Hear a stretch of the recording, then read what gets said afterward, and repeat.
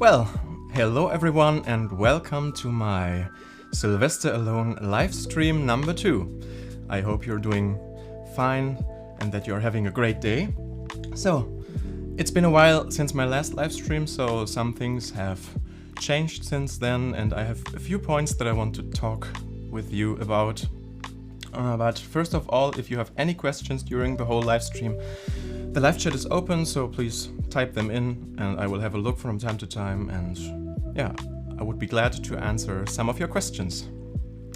So, what's new? For example, I have a small website right now, which I want to show you on my phone. Yeah. It's brand new and it's quite small and cute. You've just a few social media links and a gallery that you can watch some pictures on.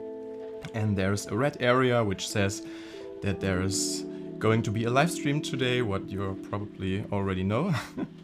Yeah, and that's it. Maybe I will add some features in the future. sylvester-alone.com. You can visit it from time to time and then you'll see if there's something new. And what's also new, I now have my first merchandise. Sylvester Alone postcards with a nice glossy finish.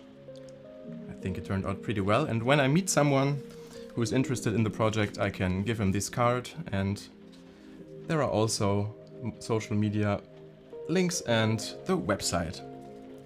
Yeah, that's it. Okay, and some other things have changed since the last live stream, because if you remember, in my last live drawing I told you about how I imagined to develop the story. I had no storyline and I thought, some loose pictures would do, but in the end I wasn't quite happy with it, that I have no goal, so just telling the story through sketches and live drawings wasn't the kind of work that I would be interested in.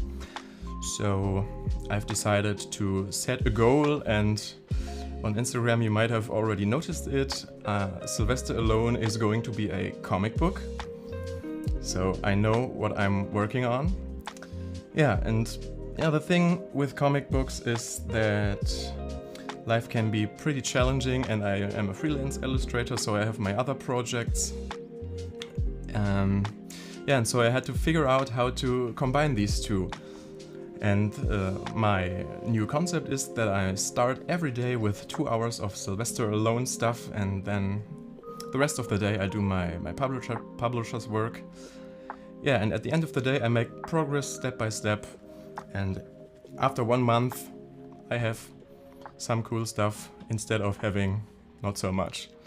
Yeah, and because a comic book is quite a lot of work, if it has around 120 pages, it might take years to finish it, and I thought it's kind of frustrating if you're working on it for a long time, and I want to have something in my hands, and after 3 years when I have a comic book, that would be quite frustrating. So I've decided to split the story that I have in mind already in different parts, in short parts, and so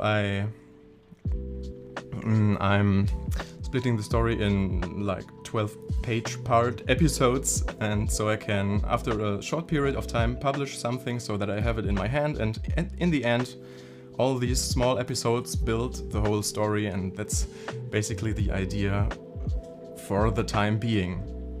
Yeah, and it's good to combine it with my publishing stuff, because I can do both without having time schedule issues. Yeah, and now I want to show you something, because I'm already working on the comic and have something to show, and I want to tell you how it looks like when I'm working on a comic page. So yeah, if I have a rough idea of the story, what might happen, I'm starting to sketch some rough ideas, some text pieces that don't connect with each other, just to brainstorm something. And then I'll do something here, up here. It's a curve for the dramaturgy, for the tension, when do exciting moments happen and when is it just calm, and yeah, you know what I mean. And if I have the rough story plot, then I'm sketching the scenario. I'm thinking about what could happen. What I forgot to tell, this is kind of the layout for one of these comic booklet episodes, 12 pages around, and then I think about what could happen on each page, and I'm thumbnailing it like you can see here, just totally rough, and so I can change the order of the pages without having too much work to waste. Yeah, and this is what it looks like. After that, I take the layout of the final page and resize these ugly thumbnails, and it looks like this. Then I think about where could be speech bubbles. I have some texts in mind already, and then I split the page, think about what would look like, what composition would fit to the kind of story that I want to tell. And when I've got this, I am thinking about the text probably, and do refine sketches. I place the speech bubbles more concrete and more specific, and do some values, so black and white stuff, so that I got a feeling for background, foreground, middle ground, and for lightning, sceneries. So this is what the page looks like. Oh, it's the first page of the comic, just so that you know. Yeah, and when I did this, in this phase of the comic, it can happen that the pictures don't fit to the text. So in this stadium, I can easily adjust the text or the pictures, and so the text is almost final, but I'll have a look if I have to correct anything in the text or the pictures. So if it works together like this is in the sketching phase. And then I do, of course, some colors, because it's always easier to change colors when it's not finished yet. So to get a feeling of the mood, I'm doing this. And when the text and the color mood is suitable for me, then I'll do the refined drawing, and this is what the page looks like. I already gave an insight on Instagram if you're interested. So yeah, and this is basically my process of one of these comic pages, so that you know what I'm doing the first 2 hours of my days. And now this is what we are about to do today as well. I prepared a spread, a double page of the comic book, and I will refine one of the panels. So I've got 4 finished already, almost, and yeah, one is still about to be refined. So let's prepare it here. Yeah. Oh, and you might have seen it in the title description. I'm not alone today because I invited a special guest, which is quite exciting for me. But this is not the time yet. I will call Esteban later. What we are doing now, I'm jumping right in my work at the comic.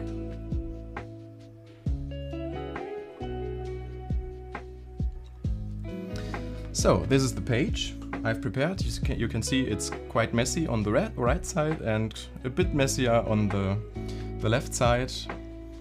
And the panel down on the left is the picture that I'm going to refine today. I've prepared everything. I've got my color palette over there. I prepared my tools, like I've shown you in my last live stream. I'm using Lazy Nezumi Pro, a super handy tool.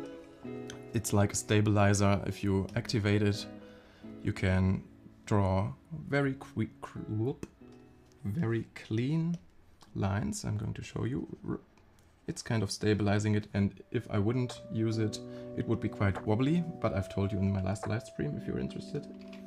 Yeah, and I've prepared my my custom brush, an ink tip, and what I'm going to do now is I will first do some outlines, the usual stuff, and then create some shapes, which I'm going to colorize then, and then I add shape and effects and this and that, yeah.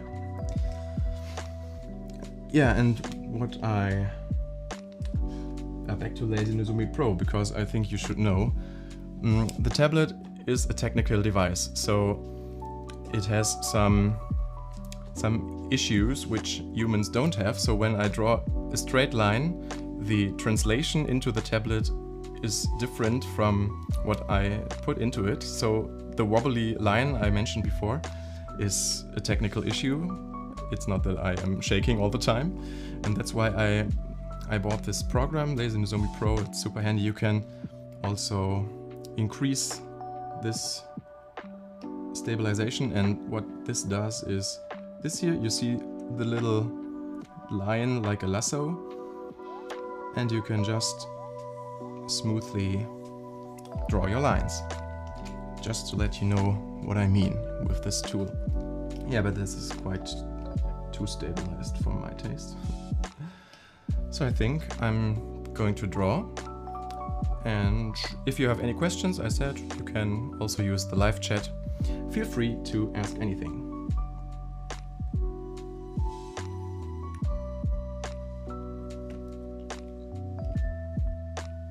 So I guess I'll start with the robot. I usually start by doing the head or the eyes by outlining, because I think it's just a matter of my taste, but I think it's super nice if the head or the eye, so the most expressive part of the picture, is already done, so I have more fun doing the rest of the picture. Okay, and now I'm at the point where Lazy Nezumi Pro is super handy again, because for technical drawings like ellipses or round stuff or so, it's pretty handy because you can use it as a ruler for this kind of stuff. You see, I can activate an ellipse and just draw it as a ruler. And if I press the control button, I can also adjust some of the parameters. And it's super handy because this is something the human hand can't do quite well. round elements.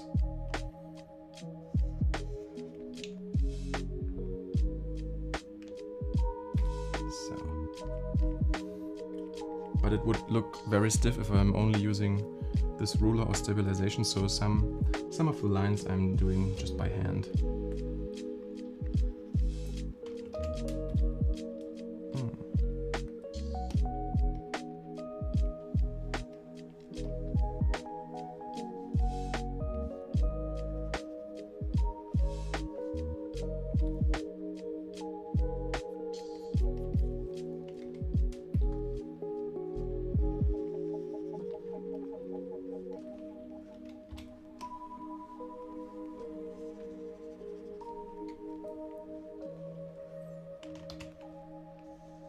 Sometimes you're losing the overview, so I have to zoom out to see if it fits to the composition.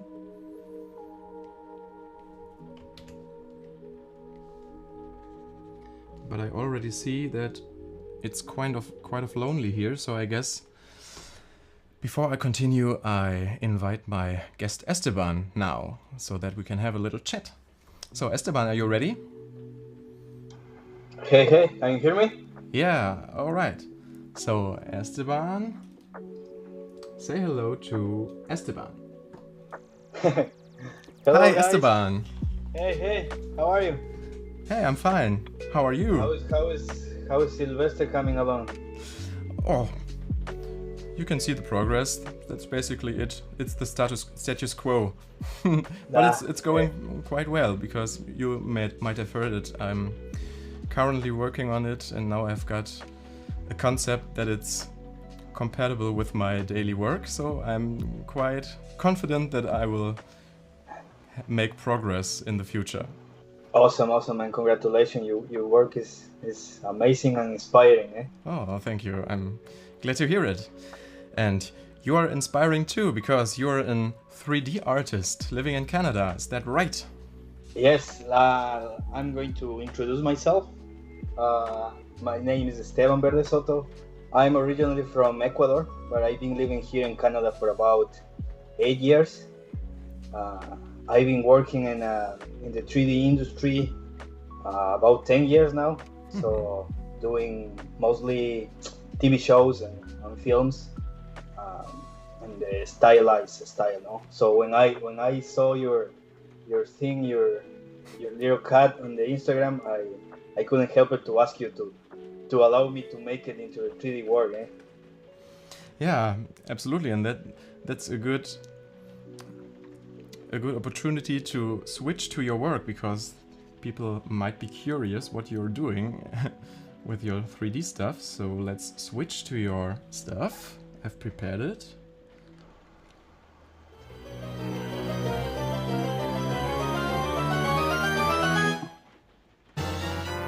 Ta-da! Oh, Here he is, and it's Sylvester Alone. When I saw it on Instagram, I was so excited, because to see your own 2D character in the 3D world is a special moment, and you did a wonderful job, if you ask me. So this is Sylvester Alone, super cool. yeah, I'm really glad you like it. Even though now I'm seeing in the big screen, I kinda see a lot of errors, but that was just a first pass. We can improve it a lot. Yeah. But yeah, it looks really good on camera, eh? Yeah, I like it. So, did you study 3D? I guess you studied it. It's too good to not have been studied it. Back home in Ecuador, I was my first promotion in my university. The education it wasn't too good. I didn't learn too much, so I dedicated myself to be like a self-taught artist. Mm-hmm. So I joined a lot of tutorials, and one point I went to live to Chicago in US, and I was lucky enough to find a workshop that I don't know if you guys know Dylan Ekren. Dylan Ekren is the head modeling department in Pixar. So he was doing a quick workshop, and I joined right away. So I paid whatever I had to pay and joined the workshop. And I think, and that course is when I get the next step to really make like a good character. Mm-hmm. So since then I'm trying to be improving until here in Canada I got the opportunity to work in the studios. Some small production commercials, in the big movies. Sadly, I cannot talk about that yet. Yeah, I know this issue. But yeah. What I can say, you guys are gonna see a movie about a reindeer. It's gonna premiere in Paramount Plus. So I can say that, and that is gonna be one movie I've been working on. So we're all watching out for something about a reindeer where Esteban is credited. Yeah, we're looking forward to it anyway. Yeah, and I'm curious, how did you find this Sylvester Alone story? Did someone tell you? Did you find it yourself? Actually, I don't remember quite well. I remember I was just scrolling in my Instagram, and the Sylvester Alone pop up.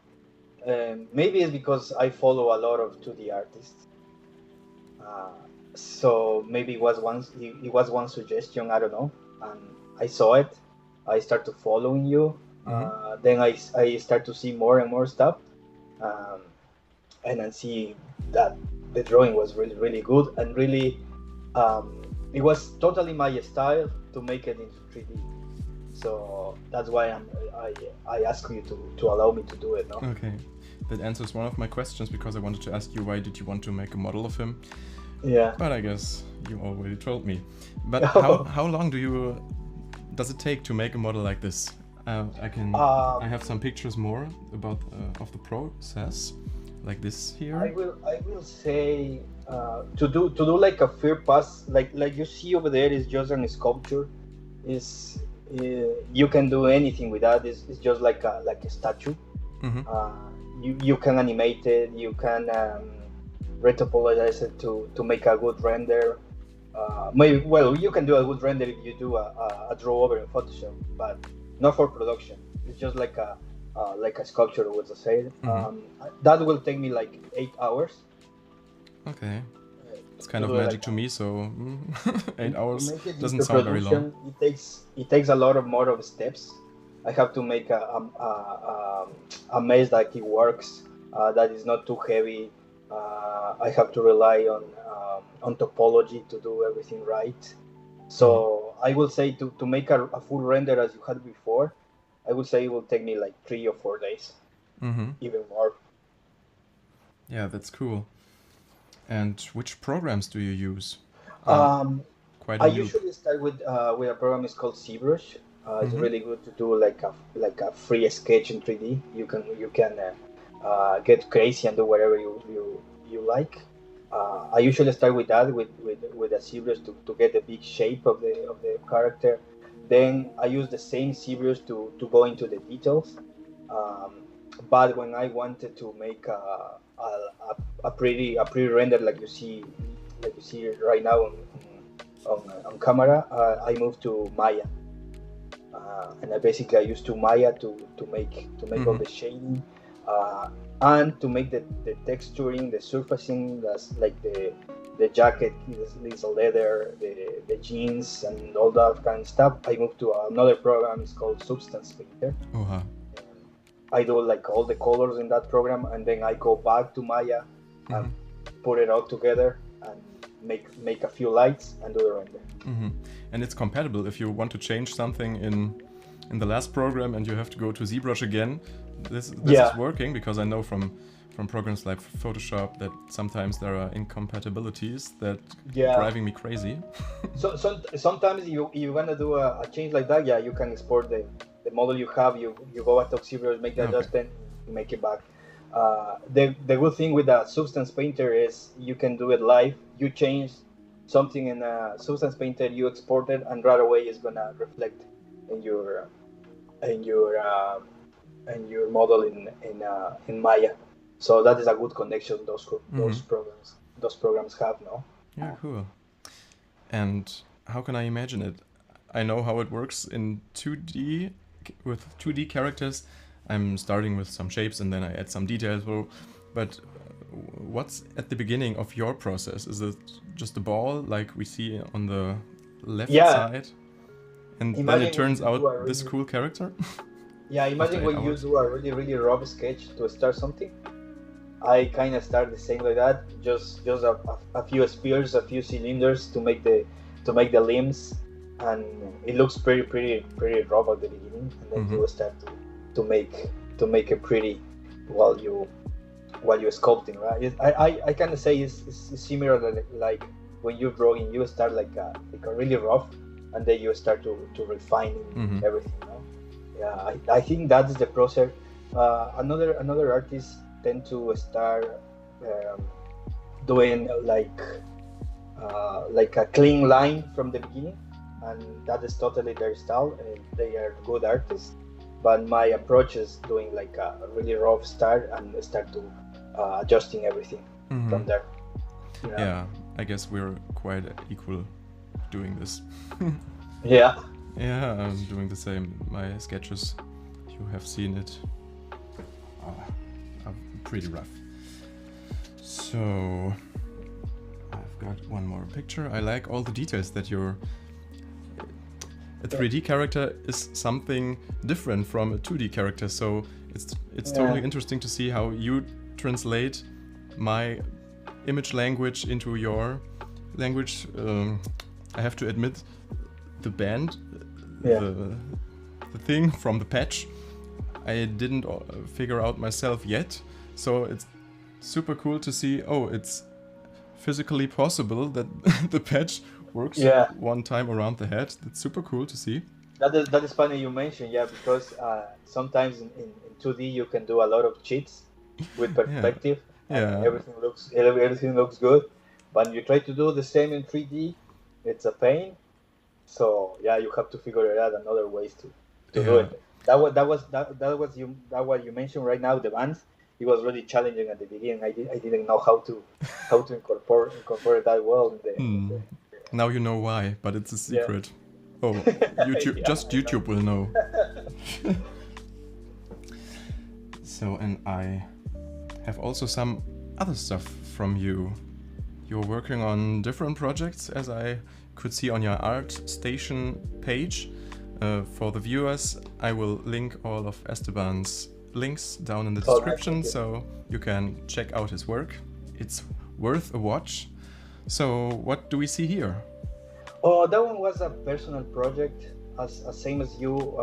With you, I saw an illustration made by the artist is called, I don't know if that is his name, is Hu To. Um, Mm-hmm. I couldn't communicate with him, but anyways, I still did the the sculpture. It was just a personal project because I really liked it. Mm-hmm. Like that little kid riding like this kind of dragon. Yeah. I really like it, so I just started and make it. Yeah. And this is what it looks like after 8 hours now. No, I guess Yeah. this would take longer because two Yeah, that characters would take longer because you see it has all the details in it, yeah, the scales, and those scales were made like one by one, so it's a lot of work sometimes. yeah. I can imagine that every scale of the dragony dinosaur-y thing Yeah, has to be sculptured. yeah. Or if you have something It's like it's kind of more easy than that. You can do like a masks, Ah. like you paint a mask and then you extract those ones, and you have all at the same time. But you have to do it one by one. You have to draw it one by one and then extrude it. yeah, it's like the Photoshop brushes that you can just adjust. So the animation hacks of a 3D animator. Oh yeah. And what do we have here? I just picked some pictures that I liked from your ArtStation account. So That was the same. It was just a personal project. I wanted to do like a little engineering girl holding something. So I started to make that little girl. I really like how that one turned out. I think I have an animation on it, but yeah, it was just it's the same as it was just a personal project at this time. yeah, and how does it work? If you want to, you said you animated her. I remember that there is something like a skeleton that you can create for 3D characters. How can I imagine that? That's the approach. You put her in a neutral position, and you make like real bones inside of the sculpture. You make a few controllers and you can move them like you want, and you get the animation. I am not an animator, but I try to make like a little breathing. So that's the process. I am not too good at it, but yeah, I know the process. But I'm really not good at make animation. But I know how the process works, and so I can make these little animations, which is really good for presentation. Yeah, so it's very handy if you have a team of many skilled people, so that you can make the models, and then there's someone who is a really good animator, and combined this is a very that is how it works in a studio. You have specialized people in something in each department, and until you get the end product. This one I like very much because it has this fluffy fur, and it's kind of Sylvester style. Yeah, I think that was a course I did. Mm-hmm. I was trying to make like a venture raccoon, and I decided to make it like a real fur. that takes a little bit longer to make. Yeah, I can think about it. You have to put every like you make like guides to to the for follow, so you have to place every single one all to the character, and then you have all that for maybe one day I'm trying to do the same with your Sylvester, so maybe he looks with a real for Oh, that would be super cool. yeah. Yeah, and we talked about it. You showed me a pre-stage of the progress of Sylvester, and what came to my mind was, oh, it would be so cool to add fur to it, but I didn't know that it's quite that It's horrible to create. As is a whole another job. Yeah. To do grooming. It's called grooming to do the. So how long did this take? Hair. Not only 8 hours. Yeah, that will take longer. As I am telling you, it's another job. It's another people who specializes in doing this kind of work with putting hair and fur in animals. But yeah, I know how can you do that? Maybe one day when I have time, I will do the same with Sylvester, and he is gonna look a little bit more nice. He's already very nice. So, for those who are watching, if you have any questions for Esteban, just let us know. So as long as he's here, he can answer them. Yeah. If you have any questions about 3D modeling. So my question about 3D modeling is, do you have any tip for aspiring 3D artists how to get into the animation industry? So you had your actually own yeah history. I do have one tip, and I wish somebody told me that before. I always try to be too original and make my own characters. So take all the stages, drawing and refinement, then start to making the 3D and blah blah blah. Unfortunately, I'm not too good to make 2D. So if you don't have a good start, you are not going to have a good end. So if you want to be a 3D artist and you lack a little bit of a skill in 2D, don't get sad and disappointed. Try to make what I did. Find a really good concept with the artist who knows what he's doing in 2D, and then try to make that one into the 3D. That is going to help you a lot to get more appealing in your work. So I think that's gonna be my tip for the new artist who wants to become a 3D artist. Yeah, that's one of the advantages of nowadays possibilities. You can learn by tutorials, and you have so much knowledge you can reach by one click. Yeah, that's true. Yeah. That's true. You have all the information in one click, so you just have to start your journey, and you will be doing good. As long as you enjoy what you're doing, you're gonna do it well. That's the most important part. Yeah. So, no questions yet. I think I will return to my drawing, and if you have any questions, Esteban, feel free to ask me as well. But now we can have a chill chat while I'm drawing. What do you think? Yeah, okay, no problem. I have a lot of questions, but I don't want to spoil anything. I must have a quick look on my notes, because I don't know which camera I should start now. So the one page you're drawing right now is like the first edition. What? It was this is gonna be the first edition, the first comic. Yeah, it's one of the pages of the first comic. So I told you about 12 pages there will be for each episode, and this is not the first, but a bit later. Oh, and okay. I thought a fighting scene would be suitable for a live drawing. Yeah, and there happened something before, but this is a page. of my comic. Yeah. Wow, that's really good. Yeah, I have some hacks as well, like the stabilization tool, which I'm now using. So I guess it's the same in 3D and 2D. What software are you using? Photoshop? This is Photoshop, yes, and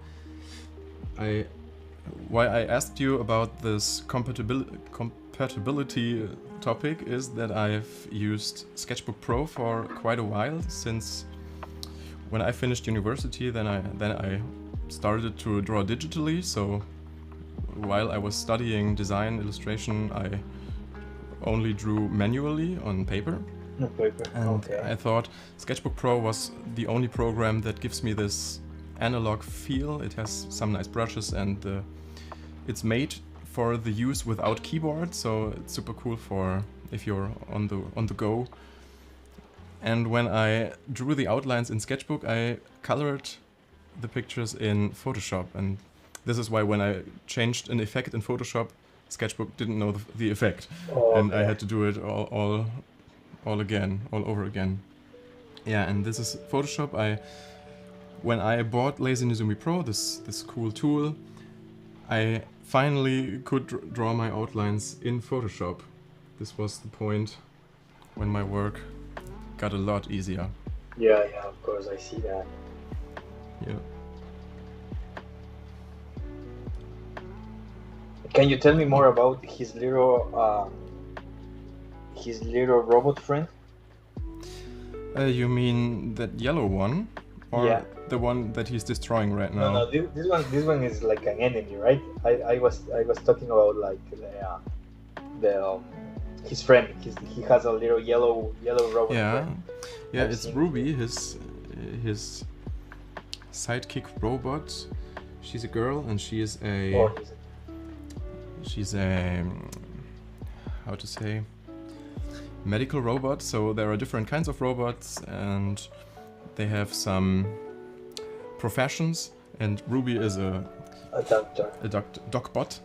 Yeah, and he found her, and there is a background story of them that I already have in mind, because I've got a timeline, and there are special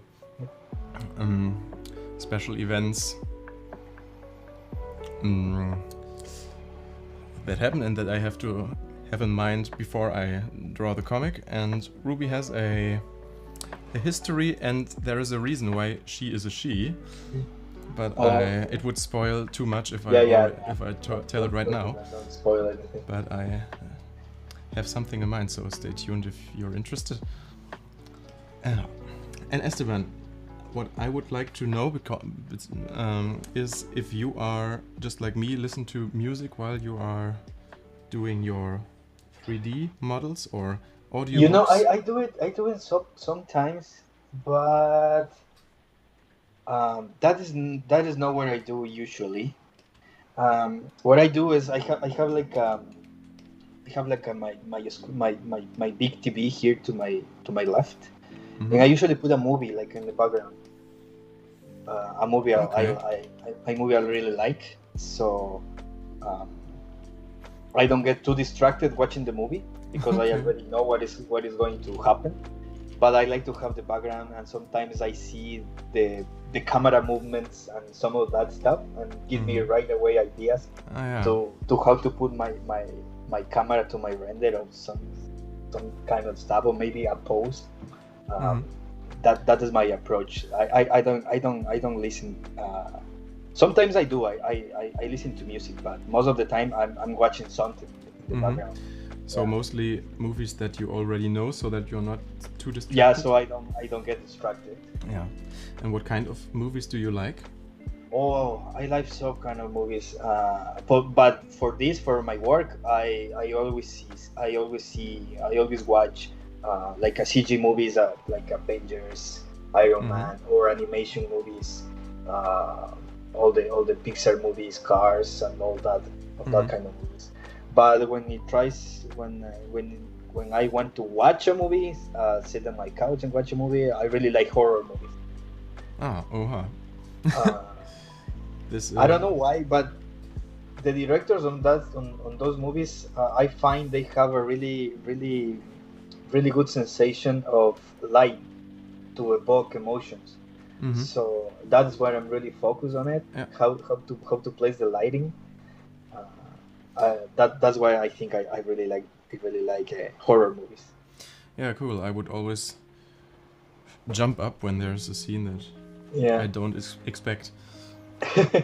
So, do you have a favorite movie which you can always watch, no matter how often? Yeah, that's true. And which one? Horror movie or Oh, your favorite movie of all time. Oh, that's a hard one. But I will say, I don't know if you watch it, but the old Tron movie. I think I've watched it. On my favorites, and new ones. I will say Zootopia. I'm not surprised. It's pretty well animated. Yeah, I really love the movie. How the character designs are awesome. The character design is amazing. That movie, the guy I was talking about, Dylan Ekren, he was the director of the modeling department. Yeah, he did a lot of the characters. So yeah, I would say I really like that movie for how it's done. Yeah, I'm always, I wouldn't say frustrated, but I do, to make it easier to find a word. If I see a movie like this, I'm always wondering, wow, there has to be someone who's designing all the characters and the scenery and the lighting. If you do it alone, it would take 200 years. Yeah. And so these movies are so crazy. Yeah, you know that it's a team of hundreds of people to do that kind of things. Even in the studio I work, we just in the modeling department we are like 15 artists. Yeah, it's a lot of work to do something like that. Yeah, maybe 1,000 of years it would take. What about you? You listen to music, right?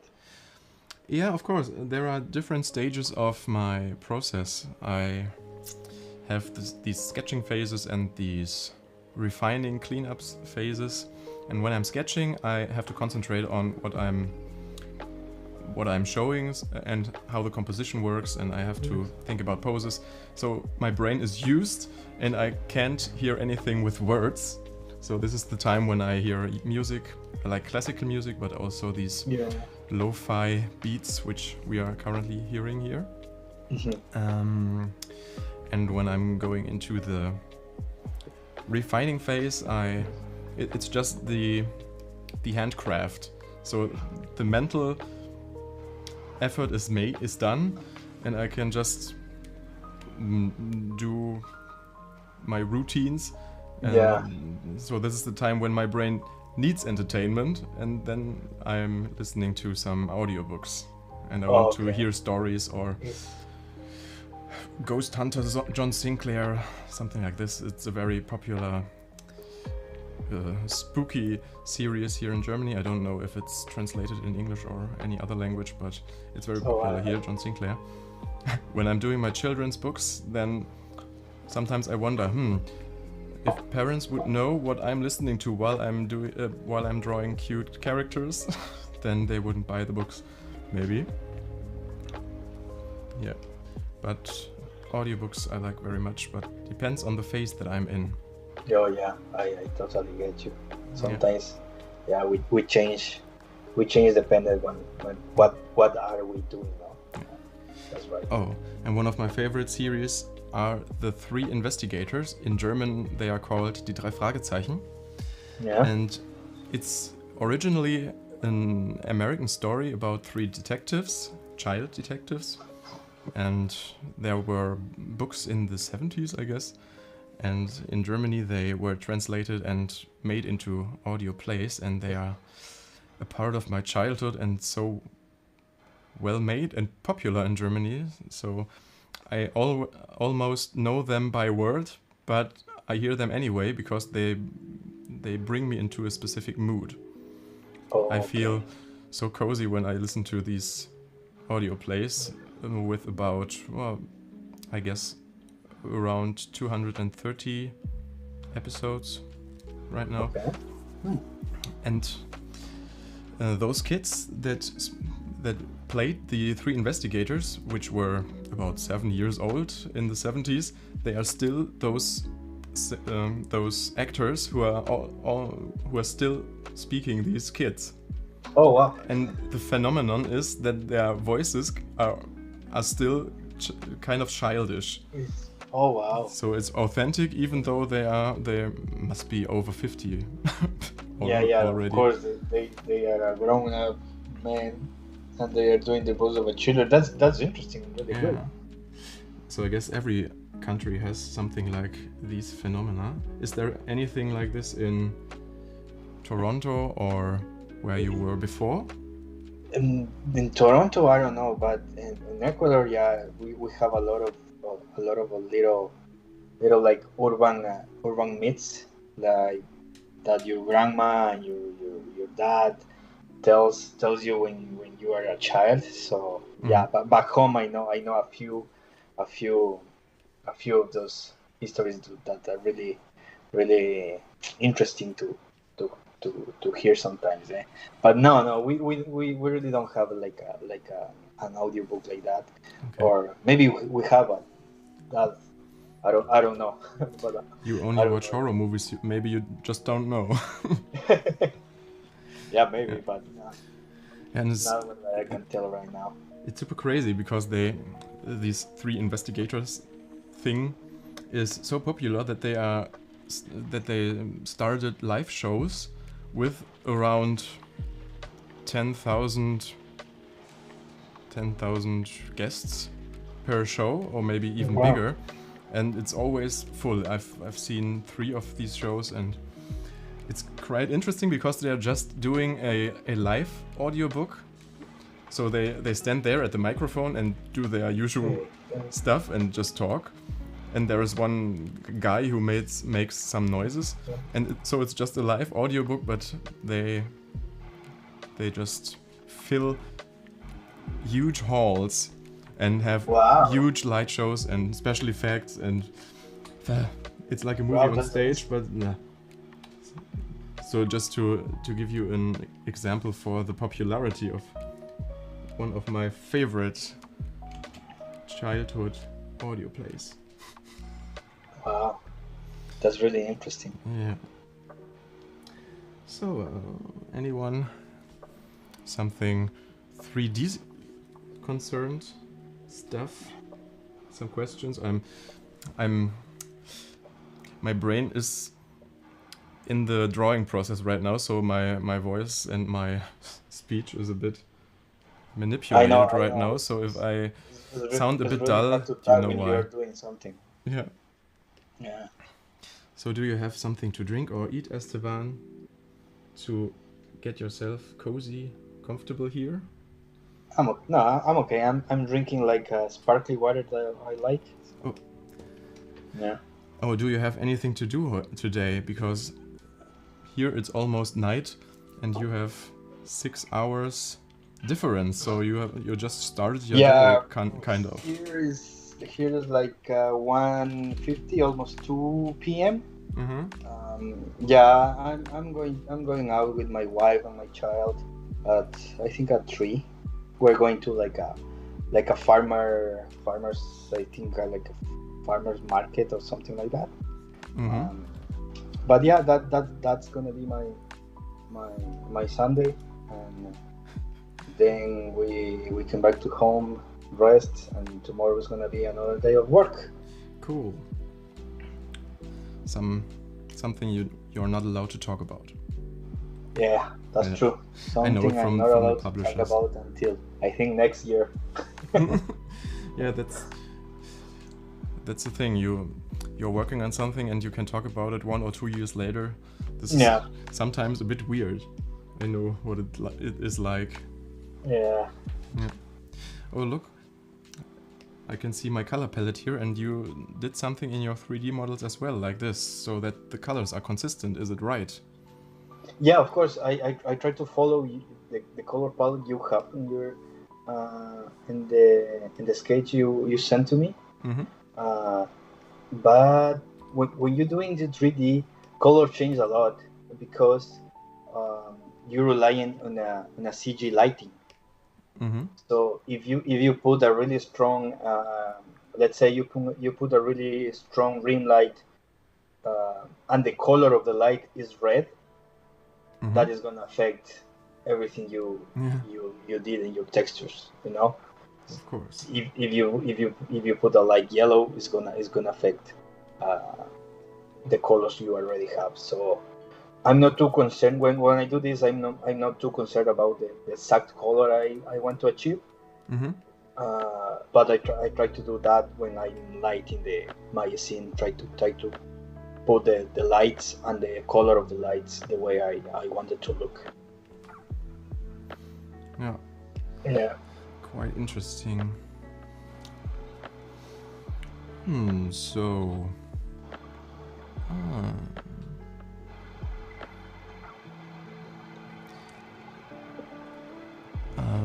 How is it? Technical devices always develop. So, how is the fluctuation in your daily life? Do you have to adjust your equipment every now and then because there is something faster, or? Yeah, you have often? to do it every. I don't know if I say every so often, but sometimes you feel your machine is not doing fast enough. Mm-hmm. So that is when you're trying to look to upgrade. But yeah, but most of the time you will find what you have. So what I usually adjust is my tablet. I always have to change the. I just use this. I'm not that fancy as you. I just use this little one. Without a screen, just. Yeah. Just the tablet, okay. To do my sketches. It's impressive. I never handled. Yeah. To use these to not look at where I'm drawing this. Oh yeah. I actually I do have that one like you have. Mm-hmm. I use it like a second monitor, but I'm not using to do it. I don't know. I know I cannot get used to it. Sometimes I use it, sometimes not. But this little one is really good for me. Mm-hmm. So I always been using this little Wacom, and I have to. The thing is, I have to always adjust the pin on the stylus. That is what I have to adjust every single time. Mm-hmm. But other than that, I will keep everything I don't do anything else. Okay. That's what I'm trying to say. I'm just using the very basic stuff. Mm-hmm. Yeah. And concerning to the software, is there just like me, who has to adjust the workflow because I'm using another program now? Do you have this too? That there is a new software and you have to overthink your workflow? Yeah. When I switched to this program Serious to start making my first steps on my sculptures, I have to teach myself another method from the beginning because I didn't know how to use that software at all. Mm-hmm. So yeah, you have to adjust. Even if you go to another studio that uses a little plugin which is different what you used to do or used to work on, you have to keep adjusting to that workflow. Mm-hmm. Some studios have different workflow. For example, on my studio, we used to call it that typical pipeline workflow, when you do one step and then you jump to another phase and another phase and another phase. Is like a line. Every time you have to change something, you have to go back. Mm-hmm. and then you have to keep all the adjustment and all the stages. And recently we switch and workflow, we call it parallel workflow. Mm-hmm. So it doesn't matter when you have to change something, that is going to update everything. So that workflow is really, really good for us. So you don't have to go steps back to keep working on your stuff. Mm-hmm. You as the word say, no, you work in a parallel. So if you do something, it's gonna get updated in the other stage. Yeah, in the 3D industry, I can imagine that that the workflow is quite complex because so many people are involved. Yeah, and you're right. You can't change something without affecting the other department. Yeah, quite interesting to hear it firsthand. Yeah, even it's just a little stuff. Like it happened to me with I think it was with a car I was making. Yeah, for some I've seen it. For some reason I forget to put like we call it supporting edges, so you don't have like a so smooth corner, and you want to have a sharper corner. Mm-hmm. So for some reason I forget to put that, and my car was all the stage in the animation. I passed the stage of the surfacing stuff and everything, and they catch that error, and they have to go all the way back to modeling to get it fixed, and then all the way to the animation stage. So sometimes it's complex, but with this parallel workflow, I can change the model here, and it's gonna get updated over there. So it's really good now to have that kind of power to make a little, you know.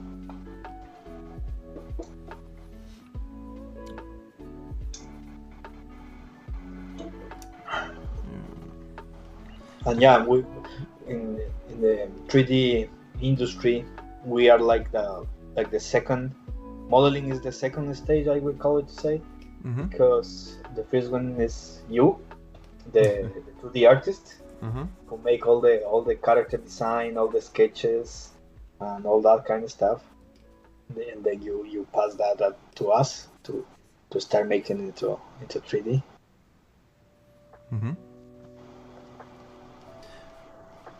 Have you seen my shirt that I'm wearing? No. I have to show it. Now it's the moment because you said there are many departments, and soon the point will come when I have to find other departments as well, like a company who can print the comic books with a product that I like the quality of the print. And now I have this T-shirt on, my second merch. Yeah, and so I had to think about the different departments. I couldn't do it alone. Yeah, I was watching your postcards, and now the T-shirts. It's really good. Yeah, it's a motif that I use all the time now, because it's already done and it's appealing, maybe. And the colors are very catchy. Yellow and black is a nice contrast. So yeah. But unfortunately, I didn't find a yellow T-shirt. I would have liked a yellow one, just like a signal color. But maybe the next stage of merchandise will include this. It looks really good, anyways. Thanks. So, I guess, yeah, I'm super grateful that you visited my show. I'm really glad you asked me to join. I really proud for you for seeing your work. I'm really happy you invited me and talked something about me and the industry, and he always this kind of history go together, no? You know, 2D and 3D is always gonna be together to do more projects. Sometimes, as you have just your comic book, and it's all 2D. And sometimes you have to do some characters for a 3D. Who knows? Yeah. But yeah, everything. Yeah. Go ahead. I guess we have a small delay here. I wanted to thank you for all these interesting insights and that you joined my show and talked about yourself. I'm pretty thankful that you made it, and as I mentioned, all your social media stuff is down in the description. Everyone has to check it out because it's worth it. And what else to say? I think we say goodbye now, and you can go to your farm with your family. I would say just thank you for having me. Thank you. I really enjoyed this chat and watching you do your stuff. The streaming was really nice. Thank you for having me. Thank you, and bye everyone. Yeah, bye everyone. Have a good day or night, wherever you are. Whatever, wherever you are. Yeah. Just something. Good. Okay, so, take care. Bye. Bye, Esteban.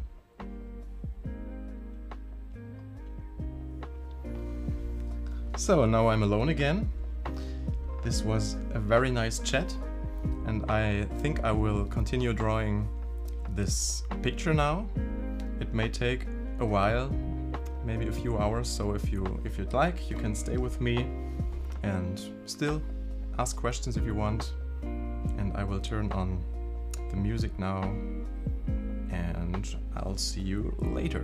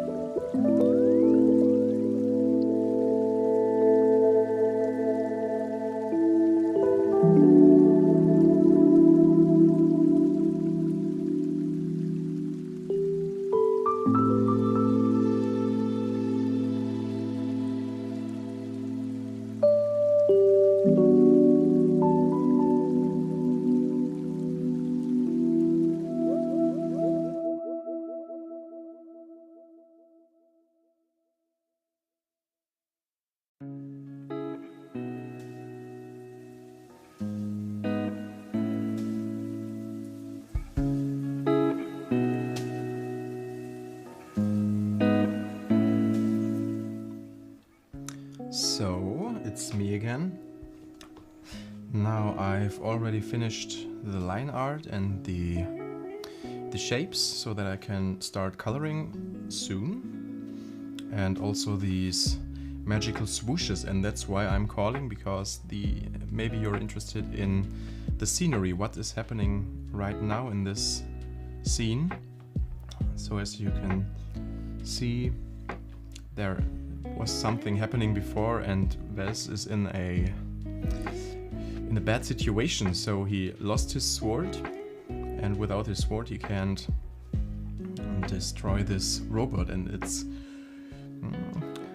it's a very close situation to losing. So he has to use his mental power. I've drawn pictures on Instagram where he's using these powers, and what he's doing here is that he uses his mental telekinesis powers to grab the sword that it's far away from him so that he can use it anyway.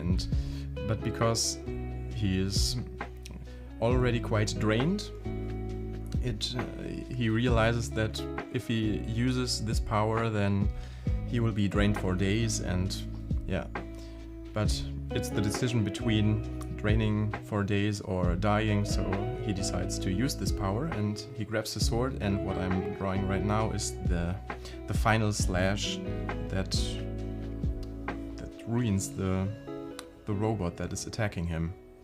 Yeah, and that's basically the magic that you can see, and that's what I wanted to say. And now I'm beginning to colorize it. See you later.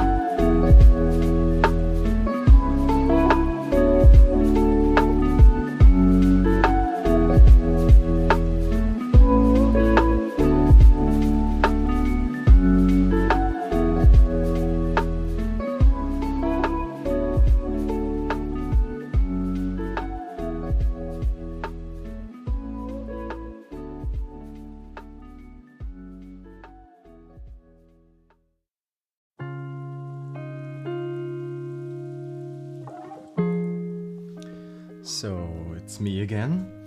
A friend of mine just asked me why I have this other sketch, this other color sketch on the right side of this illustration. It's simply because I've told you that I'm in the sketching phase. I'm doing the color sketch, and the advantage of this is that I'm not thinking too much, because it's not the refined image and I can try things out, and this makes these color sketches very vivid and dynamic. And when I do the final illustration, I sometimes put the original color sketch on the right side so that I can see which elements make this scene so dynamic and where do I put the light source, so that I don't have to think about it too much and can just apply this. Yeah, because sometimes refined images tend to be a bit stiff, and yeah, the sketches are more vivid, and to keep this livelihood I sometimes like to put it on the side so that I can see which elements are those who make this scene so vivid. And now, as you can see, it's almost finished. I'm just refining here and there. Maybe I'll add some details, and I'll check back in when I'm finished.